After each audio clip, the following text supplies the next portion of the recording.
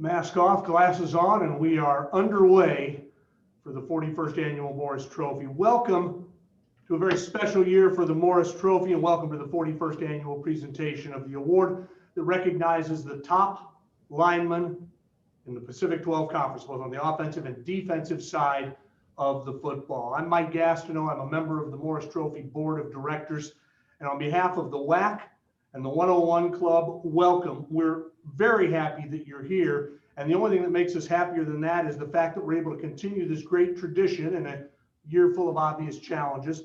We're able to continue it for the 17th time here at the Washington Athletic Club and for the 41st time overall. And over the years, we've been able to recognize some athletes that performed terrific in their careers at college. Many have gone on to have decorated pro football careers. It is one of my favorite days of the year. I'm so thrilled to be a part of this. It's a really fun day for me. And today we'll meet a couple of new members to the Morris Trophy family, hear from their coaches, hear from a great guest speaker and former Seahawk and Detroit Lion, Ray Roberts. We've got a terrific program planned for you, and we will honor two great new members to the Morris Trophy family. Thanks right off the top to three organizations that really help the Morris Trophy run from year to year. First of all, my friends at Anthony's Restaurants. They've been the sponsor for, I think, about a decade now, and we're thrilled to have them back again this year. And I know they would love for me to tell you that, like all restaurants, they appreciate the business they're getting from people right now. Anthony's has several outdoor heated decks, and best bet is to call your favorite restaurant and see what the situation is, whether you can eat there or pick up. But they would appreciate your support, and I would appreciate, and everyone with the Morris Trophy would appreciate your support of Anthony's as they support us. My alma mater, radio-wise, and my friends at Sports Radio 950 KJR, Seattle's original all-sports talk station, and a station that has been, from day one, so deeply involved in so many community events, and this is just another one that they are involved in, and we appreciate it. Their help of us spreading the word is a big plus. And Athletic Awards. Athletic Awards design the great trophies. You can see them. These are the permanent ones that are on display here at the WAC for the defensive lineman and the offensive lineman of the year. And they also produce for us trophies that we can send to the players themselves, so they have a keepsake of a very monumental day in their career. So thanks to Athletic Awards. All right, on to the guests of honor for today. Two young men who you're going to learn a lot about. Our offensive winner for 2020 for the 41st Annual Morris Trophy Award is Elijah Vera Tucker from the University of Southern California. He is the 12th player from USC to be named the offensive winner of the Morris Trophy. He is the 16th Trojan overall to be honored. They've had 4 winners on the defensive side as well. Interesting to note, this is the first Trojan to win the award. Elijah is the first Trojan to win the award in 10 years. USC dominated this award for years, but Elijah now is bringing it back to USC. It was 10 years ago that Matt Kalil won the award for USC, and that ended a 3-year run for the Trojans. Charles Brown in 2009, Tyron Smith in 2010, and then Matt Kalil in 2011, not to be confused with his brother Ryan, who is also a Morris Trophy winner. So again, congratulations to Elijah Vera Tucker from USC, our 2020 winner. Our defensive winner is Kayvon Thibodeau from the University of Oregon. He is the 5th Duck defender to be so honored, and he is the first Ducks defensive player to win the award since DeForest Buckner of the Indianapolis Colts won it in 2015. So congratulations to Kayvon. And joining us later today in the program will be USC coach Clay Helton to talk about his winner, and Oregon coach Mario Cristobal to talk about his winner. Also joining us from the Oregon staff will be defensive line coach Joe Salavea. And it's interesting, I started thinking about Coach Salavea being a part of this today. I look back at his career. He was all Pac-10 in 1995, 1996, and 1997. He might be the best guy in the Pac-10 history as far as a lineman who did not win the Morris Trophy. I look back and say, how did this guy not win the Morris Trophy? Well, in 1995, his sophomore year, Teddy Bruschi, his teammate at Arizona, won it. And Teddy was an All-American, Pro Bowl career, 3-time Super Bowl champ with New England. In 96, when Coach Salavea would have been a junior, Darrell Russell of USC went on to be a Pro Bowler with the Raiders. And then in 97, Coach Salavea Sr., you're Jeremy Stapp of Arizona State won it. He was a second-round draft pick and had a 5-year NFL career.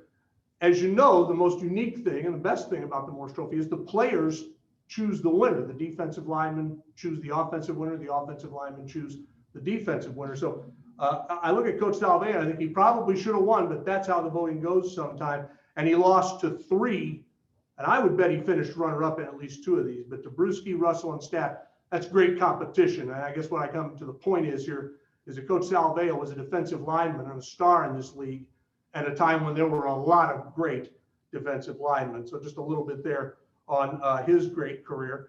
And speaking of Morris Trophy stats, let's update you on a few things. And you can get a lot of this information on our website at morristrophy.com. We started this year with 14 Morris Trophy winners in the National Football League on rosters playing. And that number obviously fluctuates due to injury. Guys get released. There are several former Morris Trophy winners who are free agents who could, in theory, sign with a club. So the number might get bigger. But this year, 14 former winners in the National Football League. That's remarkable. Let me update you on 3 of these former winners for things that have happened in the last year in their lives. First of all, Terrell Suggs, the 2002 winner, and a guy who I joke every year, if he ever gets around to retiring, he'll get into the Hall of Fame, and he'll be our 5th Morris Trophy winner in the Pro Football Hall of Fame. But Suggs is still active, still a free agent. He was not with the team this year, but last year, in December, actually December of 2019, he signed with the Kansas City Chiefs and spent the entire playoff run with them. He had a great game in Super Bowl 54, and he won his 2nd Super Bowl ring. He won one earlier with the Ravens. Terrell thus becomes the 10th different Morris Trophy winner to be in a Super Bowl and to get a Super Bowl ring. So congratulations to him. Andrus Peat, our 2014 winner, was named a Pro Bowler this year. The NFL is not going to hold the Pro Bowl. They're going to do a virtual Pro Bowl, but nevertheless, they've honored the players who would have been in the game. And Andrus is one of them. It's the 3rd consecutive time that he has been named to the Pro Bowl, and he is one of 21 Morris Trophy winners to be named to the Pro Bowl. Many of those have been named numerous times. And then maybe the best piece of all, exciting news for all of us here in Seattle, is Vita Vea, who won the award a couple of years ago, is with the Tampa Bay Buccaneers. He broke his leg in October and was thought to be out for the year. He has made a remarkable comeback. The Buccaneers activated him this week. The latest report is he looks great in practice, and they are planning on being able to use him Sunday in the NFC Championship against Green Bay. So if the Buccaneers were to win, Vita would become the latest Morris Trophy winner to go on to a Super Bowl. So good luck to him. And the best news is that he's healthy enough to play again, and we're excited about that.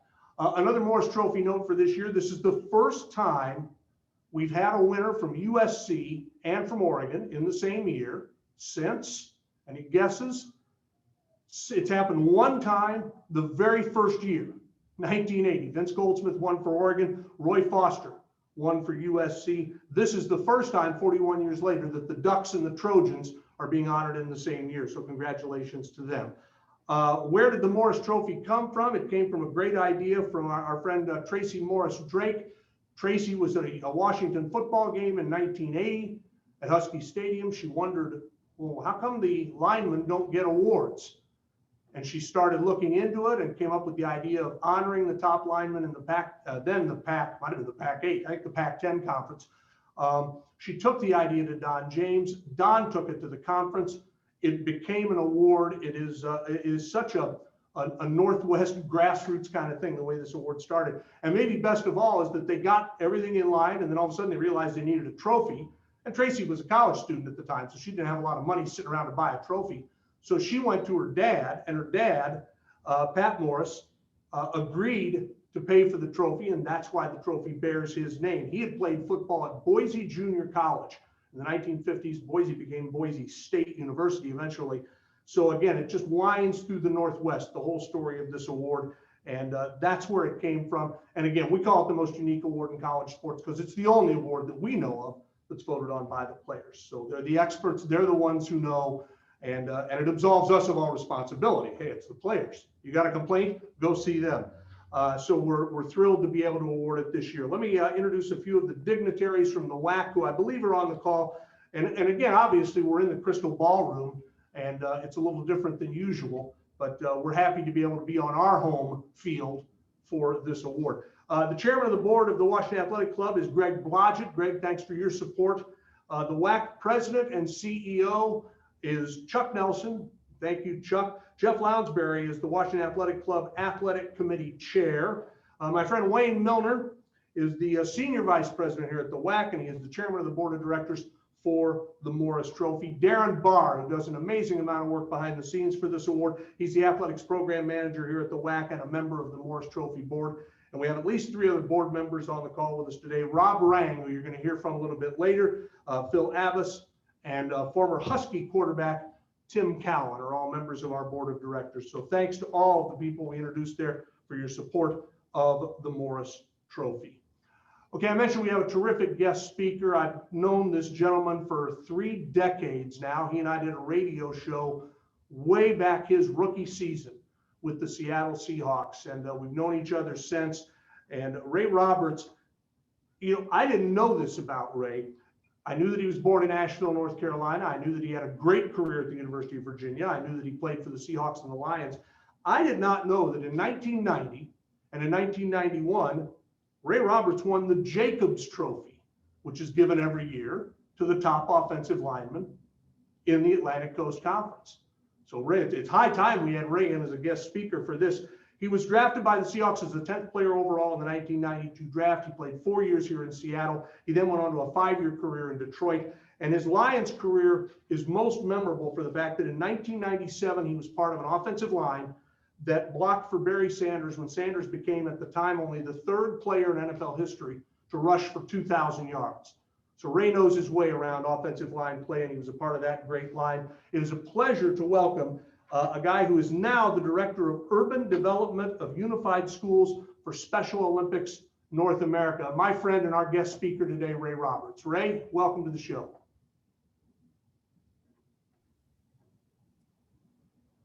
Hey, Mike. Thanks for that great introduction. And yeah, I had put in my notes to remind or to educate you guys on our Jacobs Blocking Trophy in the ACC. Is not voted on by the players, but it is voted on by just the coaches. And I think Virginia, we have 3 players that have won it twice. I think the only other school that has players that have won it multiple times is Florida State, I think. But I am excited to be here. As Mike said, we go way back to my rookie year. We did a post-game or weekly radio show called Two Big Guys Talking Football, and we were 2 big guys talking football. And so I want to say thank you to Mike. I also want to say thank you to Tracy Morris Drake for the idea of the trophy. There's not a whole lot of times that the big uglies up front get an opportunity to be recognized on an individual basis, because all the work we do is normally, a function of 5. And so it's kind of hard to separate one person out of that. And then on the defensive line, it's usually, a function of 3 or 4 based on the defense that you run. And so a lot of times some of the other positions get glorified for the awards. And so I'm excited that the Pac-12 has an award that recognizes these dudes. Like for offense, I mean, like the only time we get our names called on the national level is when we see those yellow things hit the floor. So holding calls and false starts and what have you. And then, obviously on the defensive side, some of those guys, get a little love for their sacks and tackles and all of that. But for the most part, we just don't get a whole lot of that recognition that some of the other positions got, that they like to call the skill positions. So with that, I would, Mike already stole some of my thunder about the Jacob Blocking Trophy. So I'll just get to, some of the messaging that I wanted to share with the guys as it relates to their lives or in careers moving forward. The one thing about receiving this award, there's 3 things that are pretty common with both of you guys. And that is that you've sacrificed, you've embraced the grind, and you've put in the work. And so big ups to you guys for that. And so my advice to you is to never allow those 3 things, the grind, the sacrifice, and the hard work, to escape your approach to your craft and soon to be jobs. Many young players that I talk to in the NFL, as they look at the NFL I've made it moment and forget to improve on or commit themselves to the things that got them there. So I tell players going from high school to college and college to the NFL all the time, what got you here will not keep you here. So the work isn't just beginning, it never stops. You have to commit yourself to living right, surrounding yourself with the right people, and creating healthy boundaries for those who may not be heading in the same direction as you're going. And so what that means is we all have friends, from back in the neighborhood or people we grew up with that are maybe into other things. And it's okay to be friends with them, but you got to have some boundaries around it, just so that they understand where you're trying to get with your life and how what they may or may not be doing could impact that. And so that's an important piece to remember. Um, and so the other thing I was going to say is, as a player and as a person, you have to be relentless in your pursuit of greatness. And so how do you do that? And so I start with this. Remember that football is what you do, not who you are. Understand that your impact on others will far exceed the lifespan of your career. Pursue opportunities to better yourself, be a better son, a better brother, a better husband, a better significant other, a better teammate, a better citizen of your community and of the world. For me, football was never the final destination. It was a stepping stone that would serve as a launching pad to help me live my purpose. And that purpose is doing the work I do now with Special Olympics Unified Champion Schools, where I bring our resources and our outcomes to some of the most marginalized populations and individuals in our entire country, folks with intellectual disabilities that live in urban communities that are underserved and underrepresented. The average career in the NFL is about 3.5 years. And the majority of those players don't even make $1 million. So roughly 70% of the league cycles out every 3 years. If you're lucky, you'll play 10 years and retire at around 32. So you still have a lot of life to live and a lot of things to figure out. So it's important that you pursue those other things about yourself that make you who you are. And so the NFL has unbelievable resources that you can use and utilize in the off seasons to explore those parts of yourself. And so don't miss the opportunity to take advantage of that. Those things were not present when I played at NFL. They were just kind of coming around, those types of resources to the NFL at that point. But now they have a full-on schedule and menu of things that you can do to explore the other parts of you and other things that you're interested in. The other thing is to perfect your craft. So stay in shape. The access to fitness, health, exercise at this time is like no other time in history. So there's no excuse to not be in your best shape of your life all the time, unless you have some type of medical issues that prevent that. Know your playbook, know your opponent, and know yourself. There's a book called The Art of War, and it was written by an ancient Chinese general and military strategist and philosopher. His name is Sun Tzu. And in it, he says, if you know the enemy and you know yourself, you need not fear the result of any battle, of 100 battles. If you know yourself, but not the enemy, for every victory gained, you'll also suffer defeat. If you neither know yourself or your enemy, you will succumb to every battle. And so what that is saying is like, know all of it. Know yourself, know your opponent, and sometimes your opponent is yourself. So it could be the messaging that you're telling yourself with the little voice in your head, or it can be some of the things that you're engaging in around your play that can be impacting your play. I had another coach in Detroit that put it this way, eliminate the conflict. And so whatever that conflict was that was keeping you from being your best, you needed to figure out how to eliminate it, whether it's a bad relationship, a bad way of living, whatever it is, even stuff like your diet and things like that. Just have all of that stuff locked in so that every day you show up on the practice field, every time you show up in the game, every time the ball snaps, every pass rush, every pass block, every run block or tackle you make, you're being the absolute best version of yourself in that moment.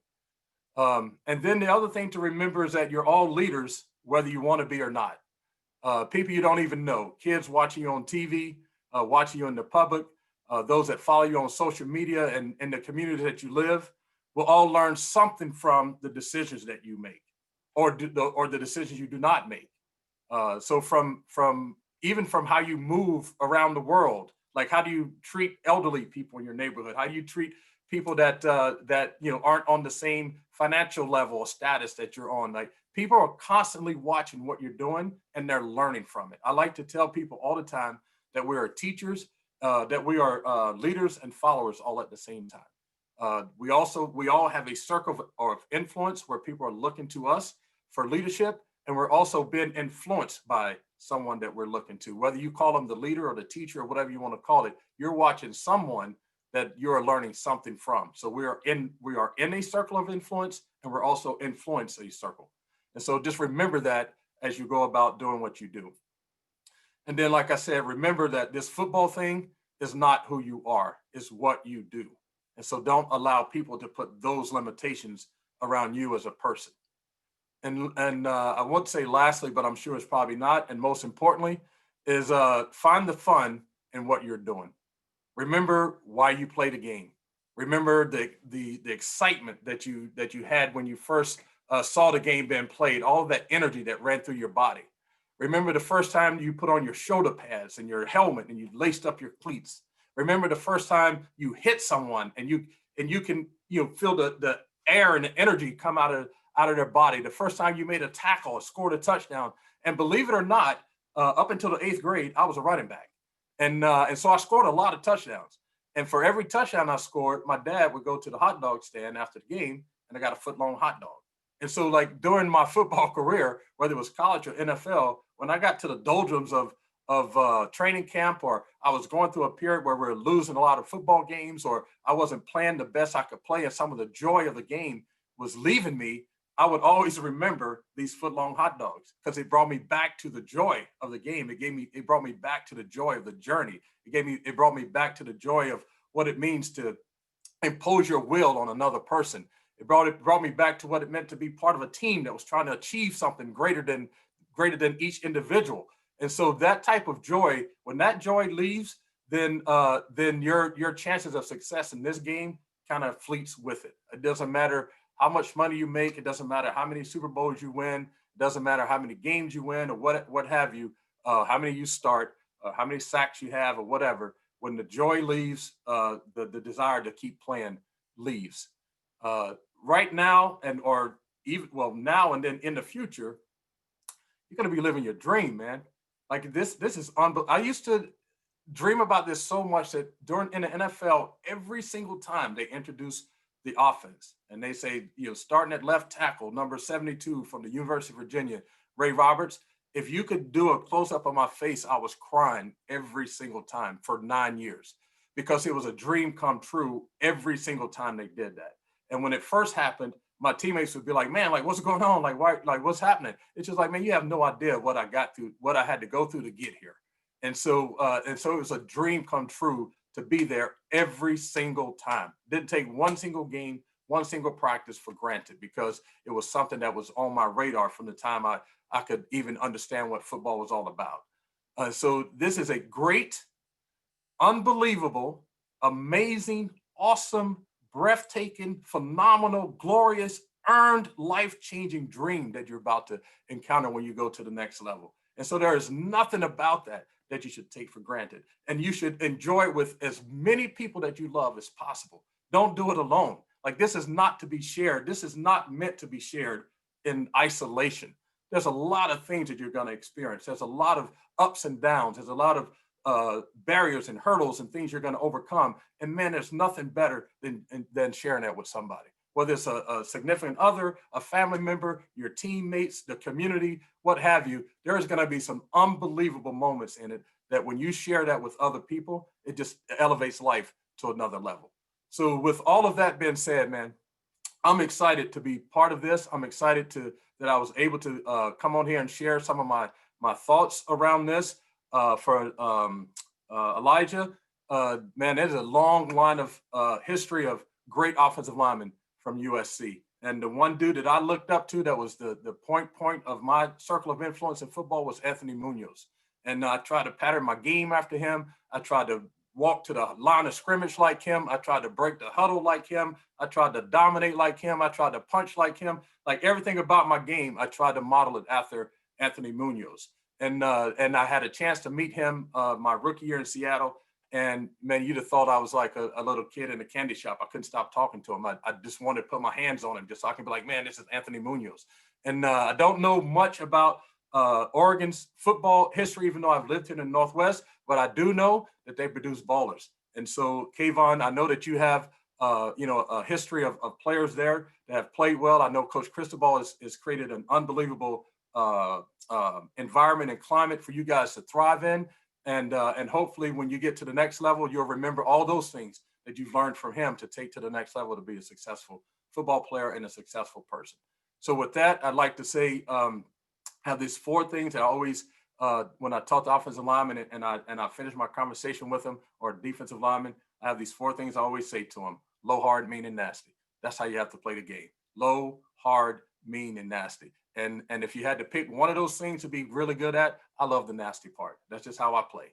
And so with that, Mike, thank you guys for having me. Congratulations to you guys. Thank you, Mrs. Drake, for creating the award. And thank you for having me.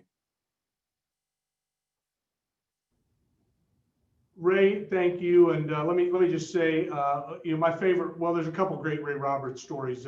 My favorite, though, we all relive it every Thanksgiving. It's a tradition. There's turkey, there's stuffing, and then there's watching the video of I think it's the 1998 Thanksgiving Day game where you and the Steelers tie, you're going to overtime. This is back when the first score won. So winning the coin toss was everything in overtime.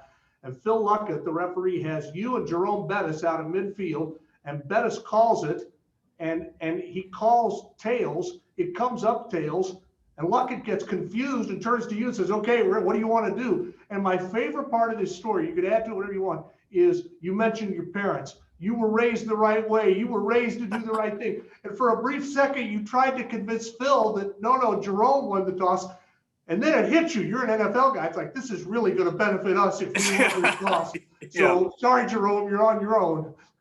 Yeah, so what happened was, honestly, like we should have won the game in regulation. We recovered 2 fumbles and 1 return for a touchdown, and both times they said they weren't fumbles. And so it was just karma that we ended up getting the coin toss that we did. But Jerome said tails, and when Phil Luckett flipped the coin, if you watch the video, the coin kind of came back towards him. And so he was trying to move out of the way and hear the call at the same time. And to me, I don't care how many times you play the video, I was standing there. And I heard the bus say tails. And then it hit the ground. Phil said, it's tails. You said heads. At that moment, if you watch the video, you'll see my right hand point like this because I was trying to say, no, he said tails. And then I remembered like, oh, but if we get the ball, we can win. So I pulled my hand back down and myself and Robert Porcher were there. And we just said, we'll take the ball. And so then I ran to the sideline. And as I'm going to the sideline, all I can think of is, man, if my mom saw that, like, what is she going to think that I told a lie, And so now I'm thinking about my own personal, like, I'm having this personal conflict within my body as I'm going to the sideline. So I run straight to our team chaplain. And I said, hey, Scott, like, the dude got the call wrong out there. Should I have corrected him? And this is our team chaplain now. And he says, that's his job, not yours. I said, okay, good. Like it's been blessed by our chaplain. So my soul and my spirit is good. The only last thing I had to do was when after the game, my mom called and said, did you lie on that thing? And I said, Mom, the chaplain said it wasn't my job. And so then we're all good about that. But yeah, that's exactly what happened. That's my legacy to the game. Because of that, the way you do the coin toss has all changed on all levels. So you call it before you flip it now. And every single Thanksgiving, I record that and I receive all the recordings from people that know me and go like, hey, we just saw you on TV. And I'm like, yeah, I have about 1,000 of those video copies. Ray, thanks so much for sharing time with us and for all you've done in the community of Seattle. You're a great example of what I always talk about, the kind of the accidental benefit of pro sports. Guys move to a city, they like it, and they end up contributing in a lot of different ways. And I know you have done that. And thanks, Ray. Thanks for sharing all this with us today. Thank you, buddy. Thanks for having me. Congratulations, guys. Low, hard, mean, and nasty. I remember when Ray started working with me, I told him the 4 words that define a radio career, which are beer, pizza, beer, and pizza. And he took to that too. So it worked out well. Thank you to Ray Roberts. We move on now to something we've done the last few years. We really enjoy Rob Rang, who's a member of our Morris Trophy board. Rob is also, he's done NFL draft analysis since 2001. He's kind of a self-trained guy. He just got interested in this and started studying and learning, and he became one of, if not the preeminent experts in this field. He has NFLDraftScout.com as a website. He's worked for Sports Illustrated, for CBS, for USA Today, and his word carries weight around the NFL. We welcome Rob to talk about actually primarily Elijah, because Elijah is declared for the NFL and is going to go be a pro and will get drafted this April. So we'll hear now from Rob Rang on the pro prospects of Elijah Vera Tucker, our 2020 offensive winner. Rob, welcome. Thank you so much, Mike. And thank you, Ray Roberts, as well. Great speeches by both you gentlemen to start off our show. I just hope to keep the ball rolling here. As Mike just mentioned, my name is Rob Rang, and over the past few years, I have been asked to speak here at the Morris Trophy presentation to give our guests a thumbnail sketch as to how our winners project to the NFL. Well, like many things in and out of football, that task was more complicated in 2020.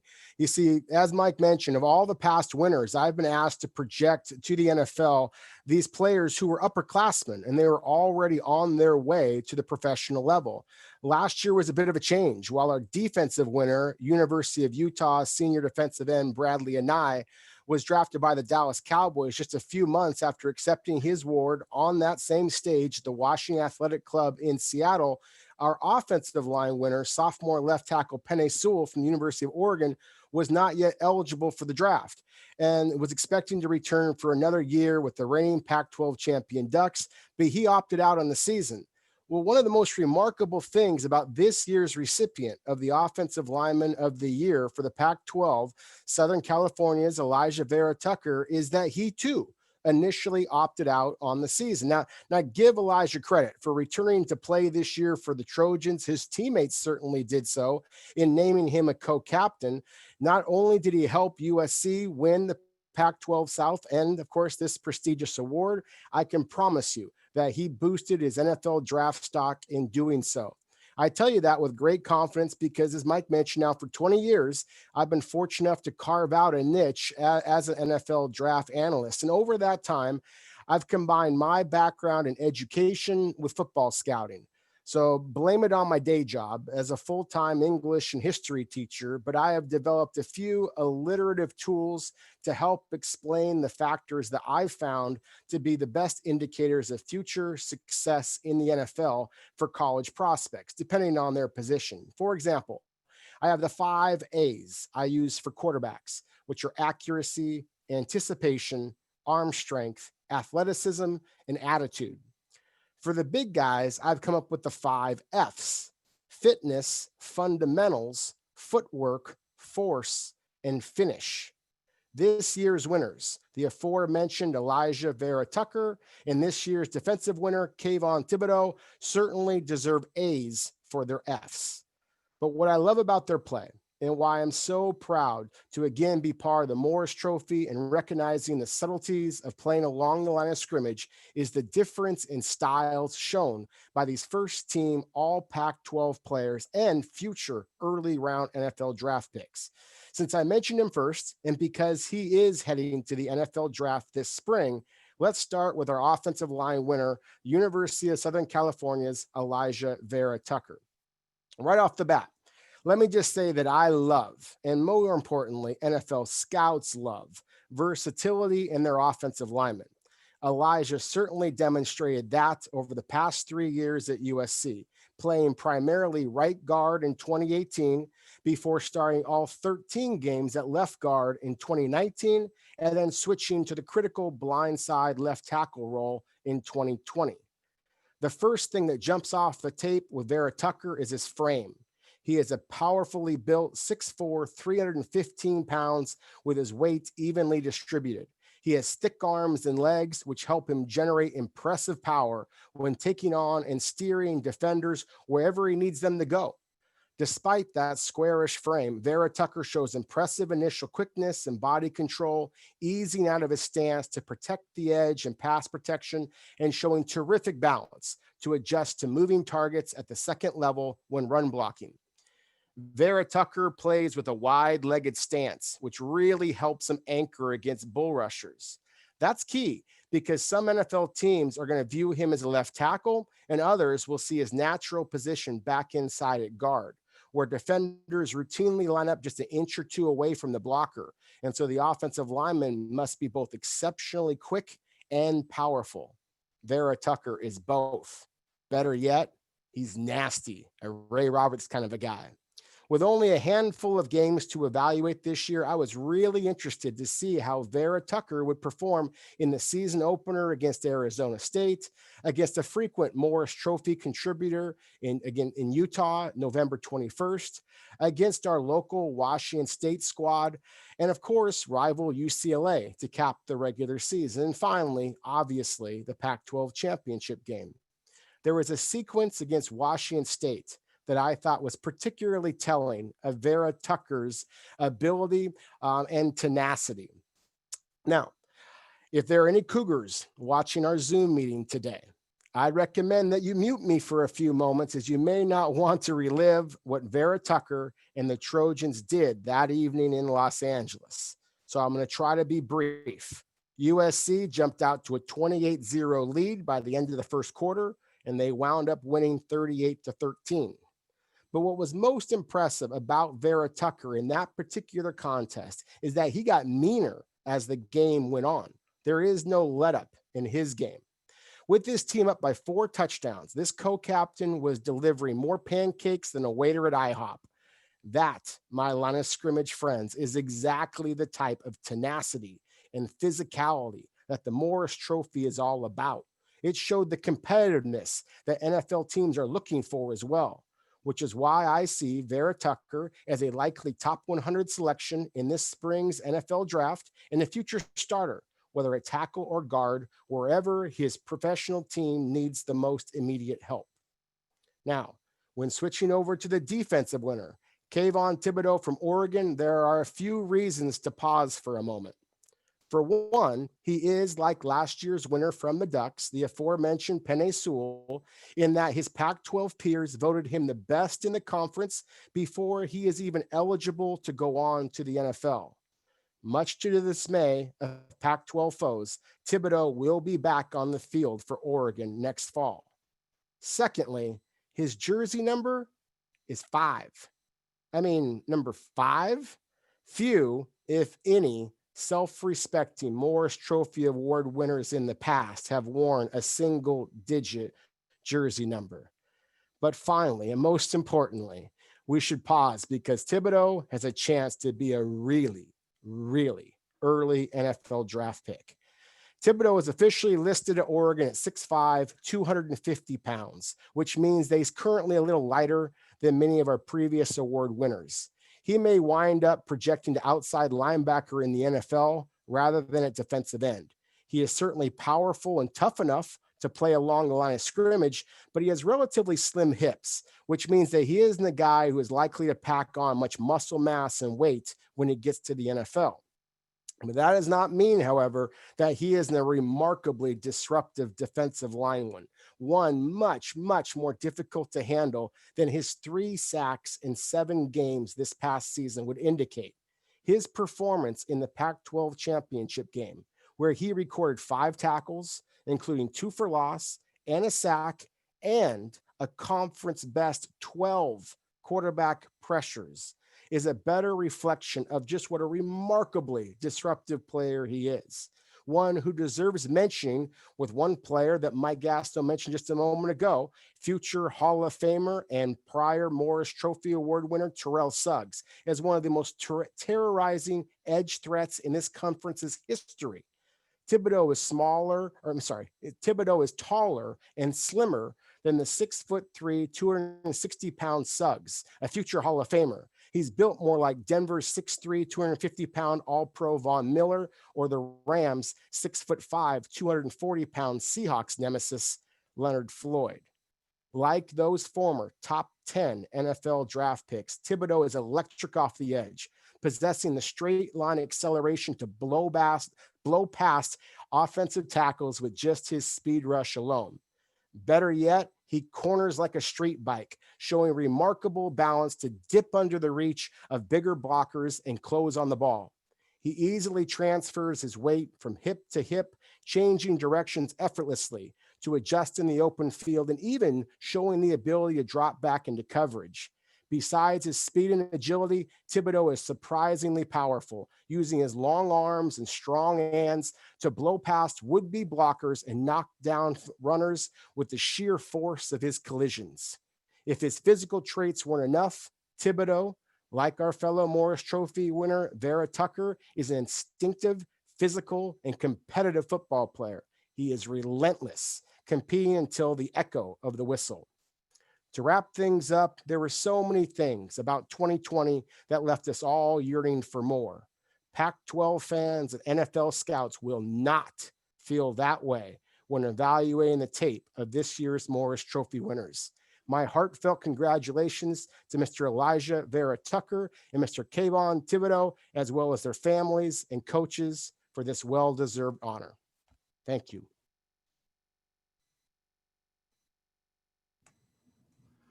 Rob, thank you very much. Thanks for being on the board and for your yearly analysis of the prospects of our winners moving forward. Thanks again for being with us. It is time now to welcome in and to hear from our two winners. We're very excited. We'll start with the offensive winner. Elijah Vera Tucker is the 2020 offensive winner of the Morris Trophy. Before we introduce Elijah to you and before we hear from him, let's take a look at some of his work this year. Here is Elijah Vera Tucker getting it done for USC.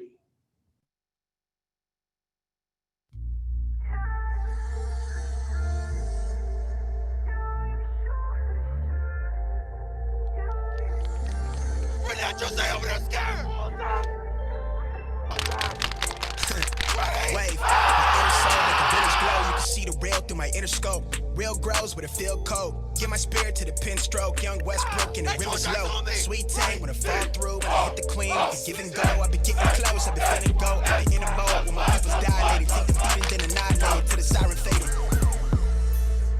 Been going places, it's no escape. Others given all kinds of time here.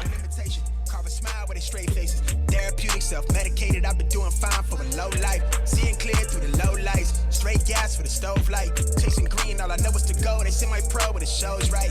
Third finger to my old life. I can't lose. Count up the blue. There's been nothing reboot. Put on for the crew. It's a cool. Don't got no roof. So I can shoot for the star. Yeah.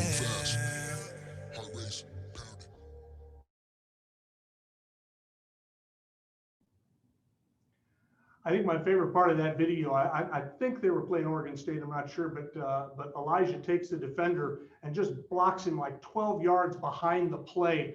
Like the guy started the play, I was a defensive end. I ended the play, I'm at an In-N-Out Burger in Torrance. I mean, he moves him completely out of the way. It's a terrific example of the great work this young man has done. First team All Pac-12 in each of the past 2 seasons. Plays his high school football at Bishop O'Dowd High School. He's from Oakland, California. And he's going to join us right now. We welcome in Elijah Vera Tucker, the 2020 Morris Trophy winner. I think, if I have my notes right, he's our first ever winner to join us in the middle of a workout, which means he's taking Ray Roberts' advice and making sure that he continues to get better. Elijah, welcome. Congratulations. I know you've got a few people you'd like to thank on behalf of your career to this point. Yeah, how you guys doing? First off, thank you for having me. What an honor to be here in this situation. I'm very honored to be accepting the Morris Trophy Award. Congratulations to Kayvon Thibodeaux as well, a great player. This is something I've been working towards since arriving at USC 4 years ago. I feel grateful to be recognized by my fellow competitors. As I accept this award, I look back at all the previous recipients who I have much respect for. There's a whole lot of guys I could list. I would like to give thanks to many people, for without them, I would not be here, and this would not be possible. So first off, I'd like to thank God, my family and friends for helping me push my livings day in and day out. Thank you to my coaches and teammates, the Washington Athletic Club, and the Morris Trophy for keeping this, amazing tradition. And fight on. Okay, stay with us for a minute because we're going to come back and ask you a couple of questions. But first, before we do that, we'd like to hear from your head coach, Clay Helton, who was kind enough to send a video. Here's the guy who was coaching Elijah down there at USC.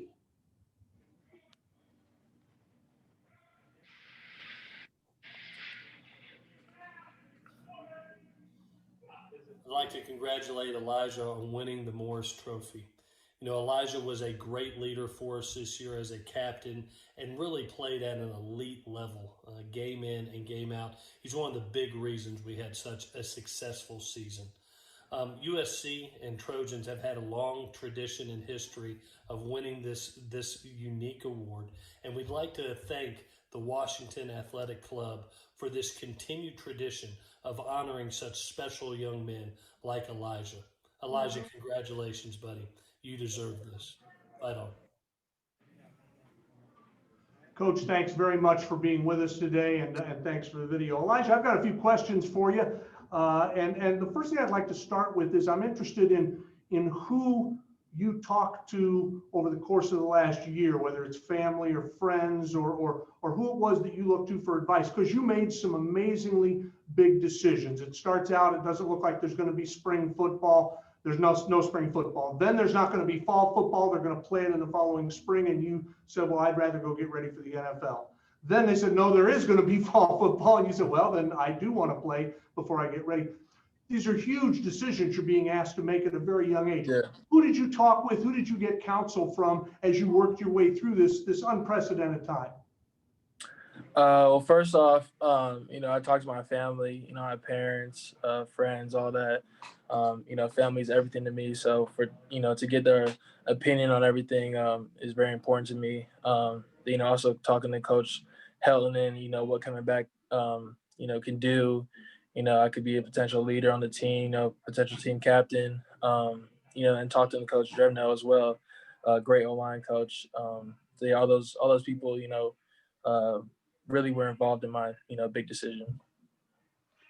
You were involved in a very interesting game, your first game of this year. Those of us who watch these games, we oftentimes think we know everything that's going on, but we really don't. You and your teammates were asked to play a game against Arizona State that kicked off at 9:07 in the morning. I'm going to assume you were a kid the last time you were playing a game at 9 in the morning. Yeah. What was it? Was it as big a deal as all of us made about it? Like, oh, this may not be fair to these guys, or was it just another day of football for you? What was it like to play at 9:07? Yeah, I think, like you said, the last time I can remember playing that early was, I was playing soccer at a young age. So that was kind of weird. But, once they came out with the schedule, we brought the guys together, it's just another day of football. Nothing much to it. Only thing different about it is the time. So, we went out there and got it done. When I think back to USC this season, and I'm sure you're going to feel this way too, I bet you and your teammates for years and years, when you get together and get to reunions and stuff, you're going to talk about all the comebacks. I don't know if you have one of them that was a favorite, but that first game against Arizona State, you scored twice in the last 3 minutes to win. Next week against Arizona, you win it in the final minute. The UCLA game might have been the best game I saw this year. Just a slugfest, and you guys delivered the final blow with 27 seconds left. What was it like to be a part of a team that just never counted themselves out in these impossible situations? Yeah, well, I think it was very special. A whole lot of learning lessons from it. And, I think we really were the definition of fight on this year. Just like you said, we came back, I think, 3 times. So being able to be part of that, was crazy and, lifetime experience. And, we enjoyed every bit of it. After each of those games, we came back and we're like, hey, let's do it again. And, I think we just, continue to fight on this season. Communications in the offensive line is so important. And I'm wondering, what was it like this year with no fans in the stands? And on the one hand, you got no excuse to say you didn't hear a call. On the other hand, the defense could hear everything that's going on too. So it's like you got to whisper to guys what's going on. What was it like, that atmosphere on the field this year? I think it was, a lot of pros and cons. definitely a pro is, when you go into, somewhere like Utah, they don't have the fans. So, that was a pretty cool experience. I mean, being able to, hear everything that our quarterback's saying, because that place can get pretty loud. Then on the other side of it, when the defense hears everything you're saying, we knew, that was going to happen. But at the end of the day, we kind of just had to deal with it. And, football's football. It didn't really matter what they knew we were doing. So yeah, we just had to execute. Finally, Elijah, in regular times, in normal times, we have a big luncheon up here in Washington, and we have you up here, and you get a free lunch out of the deal and all that. I joked when we brought you on, I think you're the first player we've ever had on who's in the middle of a workout. So I kind of ask you, how's the pro prep going? What's it like as you advance towards the next part of your career? I mean, it's a whole different experience. You come in, get rehab, work out twice a day, a whole lot of film studying like that. So it's a completely different atmosphere from college. I've enjoyed it so far. I'm ready to take that next step in my career. Well, I say to the winners each year, you're part of the family now, so we'd love to have you up here anytime you can. And we really want to have you up here so we can give you the kind of ovation and the kind of reception that you've earned by virtue of this award. So continued best wishes to you. We'll be rooting for you when the draft day comes around, and we'll be rooting for you in the NFL. And congratulations, you're part of the big family now with the Morris Trophy, and we're very proud to have you. Thanks very much, Elijah. Thank you. It's an honor. There you go, the 2020 offensive winner, Elijah Vera Tucker, and his thoughts on the Morris Trophy. On to the defense now. Kayvon Thibodeaux is the 2020 defensive winner of the Morris Trophy, and we'll take a look at his work on the field before we hear from him and two of his coaches.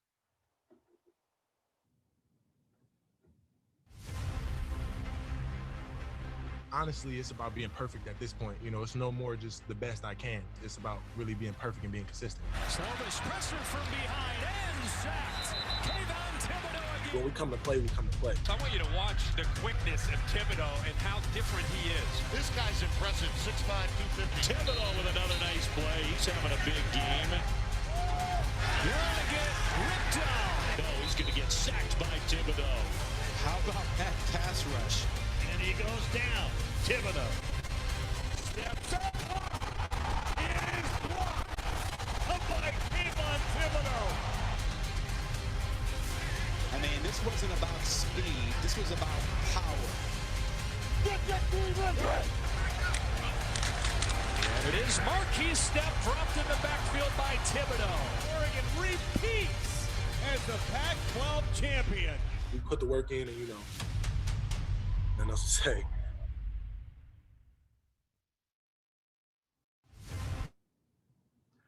Kayvon was all Pac-12 this past season. He led league defensive linemen with 38 tackles. As you could tell from the video there, he was dominant in the Pac-12 title game. So dominant that he won the most valuable player for the game. He was just remarkable. All-American second team from the Football Writers Association of America, The Athletic, and Phil Steele. And the Associated Press named him a third team All-American, and he is only a sophomore. We welcome Kayvon Thibodeaux to the program, and I know you'd like to speak for a moment and thank some of the people who have been instrumental in helping you get to this point. My understanding is Kayvon's at the University of Oregon. I guess you're quarantining these days. Welcome, congratulations, and tell us a little bit about how you got here. Well, first, I want to start off by just thanking God, thanking the Morris Trophy group and the Washington Athletic Club for hosting the event. Just with all the adversity we faced this year, this is really a blessing over anything because we've been able to put in a lot of work. Me, especially, I've been able to, kind of just put everything aside and focus on football. I want to give a thanks to my coaches, Coach Cristobal, Coach Avalos, and Coach Joe. They've really made a big impact on my growth and just continue to work every day, even on and off the field, with the classroom. There's a lot of things that could have stood in the way that we could have used as, excuses, but we kind of just got to it and, kept working. Also, a big shout out to Elijah Vera Tucker. I mean, he was a great player. He played really well in the Pac-12 championship game. And, it's always good when you get great work and, big time games. Well, Kayvon, congratulations, and stay with us for a moment because I've got a few questions for you. But first, I want to hear from a couple of the guys who were involved in your development this year. Our first guest, the head coach of the Ducks, he's a terrific friend of the Morris Trophy, has been very supportive of what we've done over the years, and he should be because he keeps developing players who win the darn thing. So we're glad to have him here, as always, the head coach of the Ducks, Mario Cristobal. Coach, thanks. Well, thanks for having me, and good morning and good afternoon to everyone out there. Certainly an honor to be here today. And again, this is, I want to say first, congrats to Elijah Vera Tucker as well for winning the offensive award. Really excellent football player. And thank you, like KT had mentioned, to the Washington Athletic Club for hosting this event. I wish we could be there in person. I wish KT could experience what an unbelievable event this is, because it is as first class of an event as you can imagine. And this is a huge honor, and one that is, we feel, is one of the biggest honors in college football, and something that is part of our goals, a big part of our goals every single year. But we wish we were there. That being said, also want to thank the Morris Trophy Board, and a special thanks to Tracy Morris, for all the hard work that went into creating this award, and for it to continue to grow stronger and mean more and more as the years go on. Just a special thanks to her, and of course, the board itself. It's a special award because it's an award that is earned because the votes come from your peers, and your peers know who truly is putting in the work and who truly is executing at the highest level. So there's a ton of pride that goes into this, and Kayvon Thibodeaux is a special human being and a special competitor. I mean, made of the right stuff from top to bottom, relentless in his approach to betterment, to improvement, to pushing himself, but also his teammates, and always trying to make a positive impact on others. And I think the best part about him is his hunger and his desire to be even better and make those around him better, and that he's just scratching the surface. And I know he's going to be an exceptional leader in the offseason. I know he's going to push himself to new levels, and looking forward to just not only for next year, but for years to come, just some greatness and excellence on and off the field from Kayvon Thibodeaux. So thank you for having me here. Coach, thanks again for being here. It's always great to have you. And the next time we see you, we hope it's here in the Crystal Ballroom with maybe another Duck perhaps to give the award to. In addition to Coach Cristobal, we're honored to welcome a member of his staff and a guy I talked about earlier, had a terrific college career in Arizona and then a great NFL career as well. He knows good defensive linemen, and he wanted to join us today and talk a little bit about his guy, Kayvon. Coach Joe Salavea from the Oregon Ducks staff. Coach, thanks for being here and welcome. Oh, thanks. It's just an honor to be a part of this great event. I thank you again, Coach, alluded to the Washington Athletic Club and the Morris Trophy Board. Just a great platform to highlight the accomplishment of these young student athletes. And again, just to be a part of this, congratulations, Elijah. He's going to do a fantastic job at the next level. But big kudos and cheers to KT. He's continued to elevate himself. He's more critical of himself than anything, and that's a good hallmark of any elite athlete working towards that goal. And him doing that elevates everybody else around him. And for him to be able to get this opportunity, he now belongs to a very good, unique group of former Ducks. You had Penei Sewell last year, Terrell Crosby, DeForest Buckner, Nick Reed, Haloti, Adam Snyder, Gary Zimmerman. So, again, it's a meaningful opportunity for us for what the brand of football that we came here to establish, but to be voted and be respected by your peers for the work that KT continues to do on the field. It's even more telling and revealing, and it's a personal a joy for me because I played with Teddy Bruschi, and Teddy did his part in the collegiate level and ended up excelling in the NFL. So we're just looking forward to having the opportunity to continue to get our guys to be in a position to garner such a worthy accolades. And thank you for having me.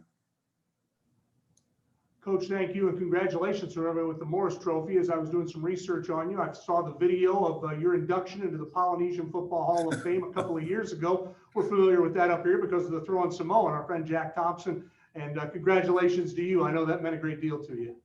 Thank you. Well, it starts up front. We're always we're trying to find a way to elevate the game up front in the trenches, and obviously KT is one of those rare generational athletes that we would like to see how we can get more guys into that light. Coach, thanks for being with us today. We appreciate it. Good luck to you and the Ducks as the spring football season roars around. Thanks. That's Coach Joe Salavea, Coach Mario Cristobal. Thanks to them. Let's bring the guest of honor, Kayvon Thibodeaux, back in to the show. And I've got a few questions I'd like to ask you there, if it's okay. And the first one I want to ask, and we're going to go in depth in this, is when did you learn how to play chess? I take it back to it was a Thanksgiving. My uncles were in the living room playing chess, and I came in. I want to say it was about ninth grade. Excuse me. But my uncles were playing. I thought I knew a little bit of how to play. And they kind of, when I got to the table, they kind of sent me away, realizing that after I moved a couple pieces that I didn't have a strategy. So from then on, I'm kind of, I'm a competitor at heart. So I didn't like that feeling in my heart. So I kind of just got on it and learned as much as I could and, as soon as I could, just so I could get back to that table and play. There's a video of you walking around Venice Beach challenging people to play chess. That's fantastic. Mm-hmm. What I would ask, and you don't have to do anything I ask you to do, but if you decide to do that video again, carry the Morris Trophy with you. So carry the Morris Trophy in one arm and your chessboard in the other and walk around challenging people to play chess. Yep, that sounds like a plan. It's fantastic. Hey, so I want to ask you, it was a huge hit last year. I don't know how much time you got to watch TV. Did you see the Queen's Gambit on Netflix? Did you watch it? Yeah, I just watched it. It's great. Yeah, very much about chess, but about life as well. Okay, what about the madness in 2020? You guys went through a lot of emotion. You start 3-0. You had a couple of tough losses. Then the Washington game gets canceled. Then Washington's going to play in the Pac-12 title game. Then they're not. Now you guys are. Part of being successful in football is trying to keep things as even keel as possible. How difficult was that this year, given the amount of crazy news you got? I mean, it was really hard, but Coach Cristobal really focuses on like a 1-0 process. So we've created that culture of not looking too far ahead, but kind of focusing on what we can focus on and taking each day at a time. Because, you can never let the day get too far or too past before you can, get better or lock in.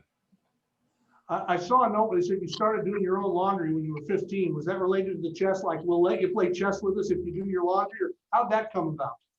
I think the laundry thing just came from just being kind of more mature and more self-motivated, not really sitting around. That was kind of like a small example of my character on, not sitting around, being proactive and trying to, make things happen for myself. Stuff like that. In that same story, and they didn't give the reason, so I'm going to ask you, they reported that you got kicked out of a Pop Warner All-Star game. How old were you and what did you do to get kicked out of a Pop Warner game? I got kicked out of the All-Star game. I don't know. Now, I can't say that I necessarily got kicked out, but I do remember there was a game when I was younger and the game got canceled because I guess the other team really didn't want to play anymore. I hate to say it, but I was injuring a lot of the players on different, because I was on kickoff, special teams. So there were a lot of players getting injured, and I remember the game kind of being ended at a halftime. That's a sensational throw. I'll do more in-depth research on that in case you're up here next year. You never know. Speaking of that, there are 5 guys who have won this trophy twice on the defensive side. Dana Wells, Steve Edmonds, Cedric Ellis, Stephen Paea, and Will Sutton. Obviously, you've got team goals, and I'm sure you'd say those are the most important things, but that's kind of a neat individual goal for you that only 5 other guys have won this award twice. You're going to be back next year. Maybe we're going to see you up here at the luncheon next year, huh? That would be a blessing. I do have a lot of big goals next year. And, honestly, it starts with being 1-0 every day. So it'll just be a blessing to be back up here next year. And you're a broadcast journalism major, right? Mm-hmm. Yes, sir. That's what we need, more guys in my business out here making it tough for me. So good luck with that. Good luck to you and the Ducks. And we're not sure. I think I said something about spring football. I don't think we even know what's going to happen yet. But as we move forward, I'll say the same thing that I said to Elijah. If you're here next year to accept the trophy, that's great. If you're not, you're always going to be welcome here. And we'd certainly love to have you at a luncheon up here some year when we're all gathering together for these kinds of things so we can properly celebrate your great career. Congratulations on a great sophomore season. And we're looking forward to what comes next for Kayvon Thibodeau. Thanks. Thank you. And congratulations. Well, we've managed to put 2020 in the books, and it's remarkable to me. This all went so well. Needless to say, we'd rather have a huge group of people here, but we wanted to honor these two great young men and keep the tradition going.